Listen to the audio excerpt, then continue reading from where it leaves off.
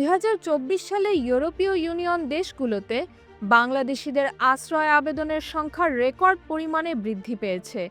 ইউরোপীয় union agency for অ্যাসাইলেমের পরিসংখ্যান অনুযায়ী গত বছর প্রায় 43,236 জন বাংলাদেশি ইউরোপে আশ্রয়ের জন্য আবেদন করেছেন, যা ওই অঞ্চলে একক দেশ থেকে সর্বোচ্চ আশ্রয় আবেদনকারী দেশগুলোর মধ্যে ষষ্ঠতম। যদিও বাংলাদেশিদের আবেদন সংখ্যা বৃদ্ধি পেলেও 96%-এরও বেশি আবেদন প্রত্যাখ্যাত হয়েছে।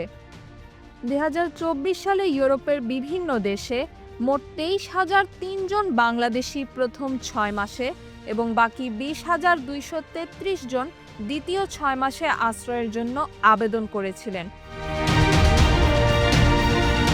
ইতালি ছিল বাংলাদেশিদের জন্য সবচেয়ে জনপ্রিয় গন্তব্য, যেখানে 33,455 জন বাংলাদেশি আশ্রয়ের আবেদন করেছিলেন। এছাড়া ফ্রান্স ও আয়ারল্যান্ডেও যথাক্রমে 6,429 এবং 1,006 জন আবেদন করেছেন।